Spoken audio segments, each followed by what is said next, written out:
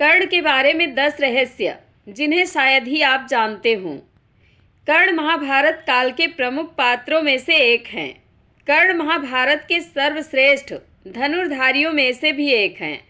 यह बात को अधिकतर लोग जानते हैं कि कर्ण 6 पांडवों में सबसे बड़े भाई थे, लेकिन पांडवों की माता कुंती ने ये बात सभी से छुपाई थी, जिस कारण कर्ण को उपेक्षा का शिकार होना पड़ा।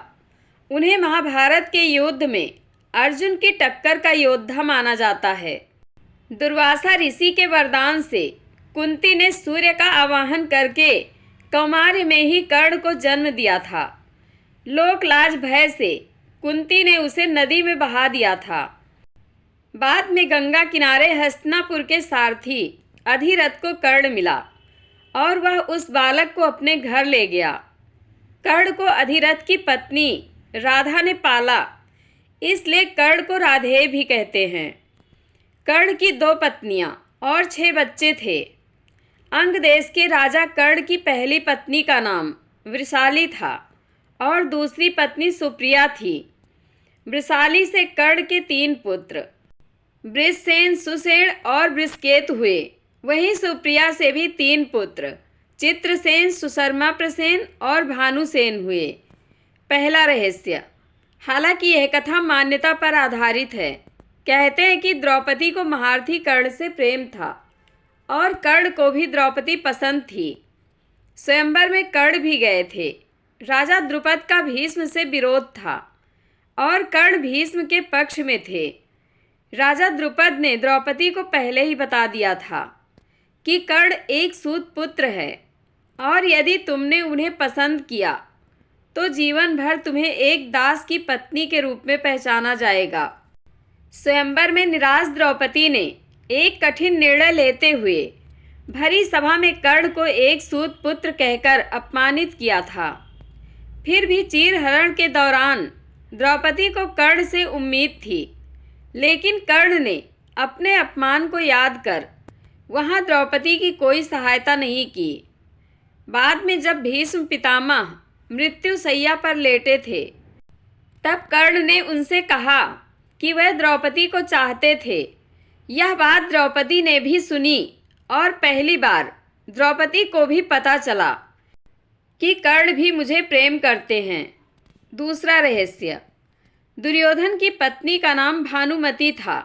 कहते हैं कि भानुमति का कर्ण के साथ अच्छा संबंध हो चला था। दोनों एक दूसरे के साथ मित्र की तरह रहते थे। कर्ण और दुर्योधन की पत्नी भानुमति एक बार शतरंज खेल रहे थे। इस खेल में कर्ण जीत रहा था। तभी भानुमति ने दुर्योधन को आते देखा और खड़े होने की कोशिश की। दुर्योधन के आने के बारे में कर्ण को पता नहीं था, इसलिए जैसे ही भानुमति ने उठने की कोशिश की, कर्ण ने उसे पकड़कर बिठाना चाहा। भानुमति के बदले उसके मोतियों की माला कर्ण के हाथ में आकर टूट गई। दुर्योधन तब तक कमरे में आ चुका था। दुर्योधन को देखकर भानुमति और कर्ण दोनों डर गए कि दुर्योधन को कहीं कुछ गलत शक न हो जाए, परंतु दुर्योधन को कर्ण पर बहुत विश्वास था। उसने सिर्फ इतना कहा कि मोतियों को उठा ले और वह जिस उद्देश्य से आया था उस संबंध में कर्ण से चर्चा करने लगा। इस विश्वास के चलते ही कर्ण गलत समझ ले जाने से बच गए। तीसरा रहस्य। एक बार कुंती कर्ण के पास गई और उससे पांडवों की ओर से लड़ने का आग्रह करने लगी। कर्ण को मालूम था कि कुंती मेरी माँ है। कुंती के लाख समझाने पर भी कर्ण नहीं माने और कहा कि जिनके साथ मैंने अब तक का अपना सारा जीवन बिताया, उसके साथ मैं विश्वासघात नहीं कर सकता। तब कुंती ने कहा कि क्या तुम अपने भाइयों को मारोगे? इस पर कर्ण ने बड़ी ही दुविधा के स्थिति में वचन दिया, माते तुम जानती हो कि कर्ण के यहाँ याचक बनकर आया कोई भी खाली हाथ नहीं जाता। अतः मैं तुम्हें वचन देता हूँ कि अर्जुन को छोड़कर मैं अपने अन्य भाइयों पर शस्त्र नहीं उठाऊंगा। चौथा रहस्य। कर्ण की शक्ति अर्जुन और दुर्योधन से कम नहीं थी। उसके पास इंद्र द्वारा दिया गया अमोघास्त्र था, जिसे इंद्र ने कवच और कुंडल के बदले में दिया था। अमोघास्त्र देते वक्त इंद्र ने कहा था कि तुम इसका प्रयोग एक ही बार कर सकते हो। यह जिस पर भी चलाया जाएगा वह निश्चित ही मारा जाएगा। कर्ण ने इस अमोघास्त्र का प्रयोग उसने दुर्योधन के कहने पर भीमपुत्र घटोत्कच पर किया था, जबकि वह इसका प्रयोग अर्जुन पर करना चाहता था। यह ऐसा अस्त्र था जिसका वार कभी खाली नहीं जा सकता था, लेकिन वरदान अनुसार इसका प्रयोग एक बार ही किया जा सकता था। पांचवा रहस्य। कहते हैं कि भगवान श्री कृष्ण, कर्ण और द्रौपदी के शरीर में समानता थी। कृष्ण की मांसपेशियां मृदु परंतु युद्ध के समय विस्तृत हो जाती थीं। इसलिए सामान्यतः लड़कियों के समान दिखने वाला उनका लावण्यमय शरीर युद्ध के समय अत्यंत कठोर दिखाई देने लगता था। यही खासियत द्रौपदी और कर्ण के शरीर में भी थी। इसका मतलब यह कि ये तीनों लोग वक्त के साथ अपने शरीर को कोमल या कठोरतम बना लेते थे। छठा रहस्य। किंवदंती है कि एक बार कर्ण ने अपना यौवन ही दान दे दिया था। कथा अनुसार एक बार की बात है, दुर्योधन के महल पर भगवान नारायण स्वयं विप्र के वेश में पधारे और दुर्योधन से भिक्षा मांगने लगे। दुर्योधन के द्वार पर आकर एक विप्र ने अलख जगाई, नारायण हरि भिक्षाम देहि।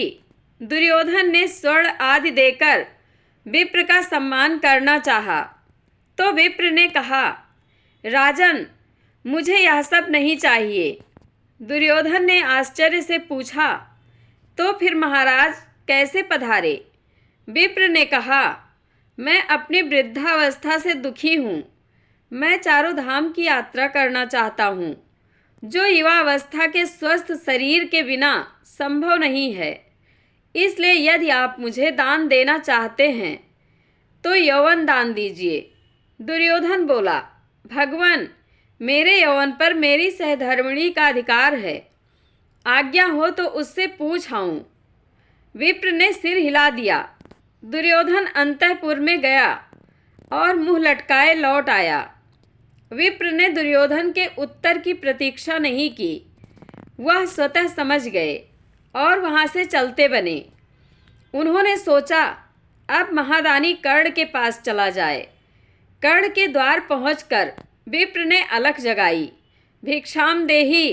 कर्ण तुरंत राजद्वार पर उपस्थित हुआ। विप्रवर, मैं आपका क्या अभीष्ट करूं? विप्र ने दुर्योधन से जो निवेदन किया था वही कर्ण से भी कर दिया। कर्ण उस विप्र को प्रतीक्षा करने की विनय करके पत्नी से परामर्श करने अंदर चला गया, लेकिन पत्नी ने कोई ना नुकर नहीं की। वह बोली, महाराज, दानवीर को दान देने के लिए किसी से पूछने की जरूरत क्यों आ पड़ी? आप उस विप्र को निसंकोच यौवन दान कर दें।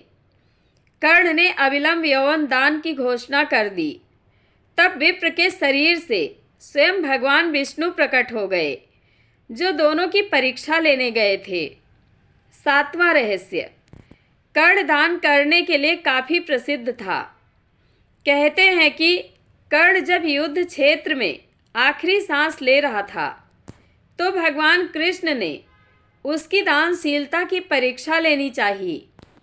वह गरीब ब्राह्मण बनकर कर्ण के पास गए और कहा कि तुम्हारे बारे में काफ़ी सुना है और तुमसे मुझे अभी कुछ उपहार चाहिए। कर्ण ने उत्तर में कहा कि आप जो भी चाहें मांग ले। ब्राह्मण ने सोना मांगा। कर्ण ने कहा कि सोना तो उसके दांत में है और आप इसे ले सकते हैं। ब्राह्मण ने जवाब दिया कि मैं इतना कायर नहीं हूँ कि तुम्हारे दांत तोड़ूं। कर्ण ने एक पत्थर उठाया और अपने दांत तोड़ लिए। ब्राह्मण ने इसे भी लेने से इनकार करते हुए कहा कि खून से सना हुआ यह सोना वह नहीं ले सकता। कर्ण ने इसके बाद एक बाण उठाया और आसमान की तरफ चलाया। इसके बाद बारिश होने लगी और दांत धुल गया। 8वां रहस्य। उस काल में द्रोणाचार्य, परशुराम और वेद व्यास को ही ब्रह्मास्त्र चलाना और किसी के द्वारा ब्रह्मास्त्र का प्रयोग किए जाने पर उसे असफल कर देना याद था। जब द्रोणाचार्य ने कर्ण को ब्रह्मास्त्र विद्या सिखाने से इनकार कर दिया, तब वह परशुराम के पास पहुंच गए। परशुराम ने प्रण लिया था कि वह इस विद्या को किसी ब्राह्मण को ही सिखाएंगे, क्योंकि इस विद्या के दुरुपयोग का खतरा बढ़ गया था। कर्ण यह सीखना चाहता था, तो उसने परशुराम के पास पहुंचकर खुद को ब्राह्मण का पुत्र बताया और उनसे यह विद्या सीख ली। फिर एक दिन जंगल में परशुराम जी कर्ण की गोद में सिर रखकर गहरी नींद में सो रहे थे। तभी कहीं से एक कीड़ा आया और वह कर्ण की जांघ पर डंक मारने लगा। कर्ण की जांघ पर घाव हो गया, लेकिन परशुराम की नींद खुल जाने के भय से वह चुपचाप बैठा रहा। घाव से खून बहने लगा। बहते खून ने जब परशुराम को छुआ तो उनकी नींद खुल गई। उन्होंने कर्ण से पूछा कि तुमने उस कीड़े को हटाया क्यों नहीं? कर्ण ने कहा कि आपकी नींद टूटने का डर था, इसलिए। परशुराम ने कहा कि किसी ब्राह्मण में इतनी सहनशीलता नहीं हो सकती है। तुम जरूर कोई क्षत्रिय हो, सच सच बताओ। तब कर्ण ने सच बता दिया।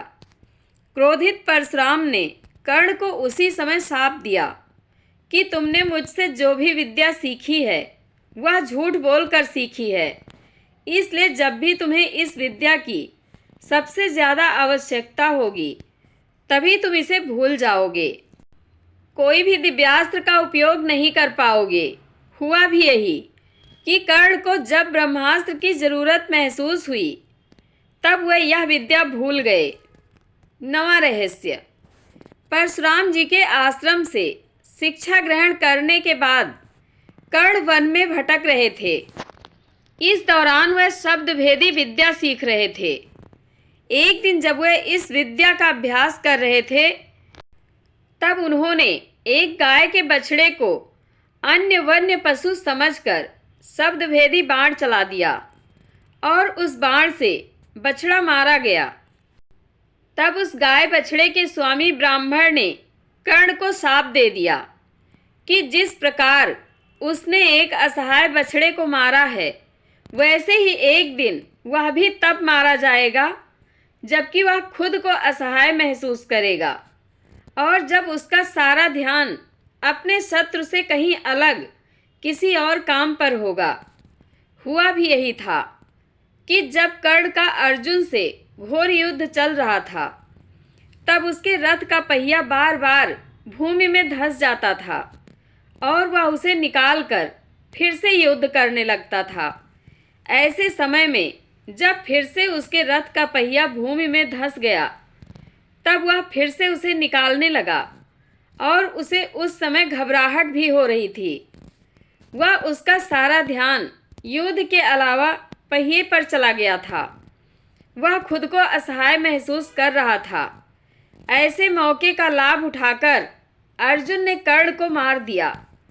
10वां रहस्य। युद्ध में एक ओर कृष्ण थे तो दूसरी ओर कर्ण। कर्ण दुर्योधन का तो कृष्ण अर्जुन के दोस्त थे।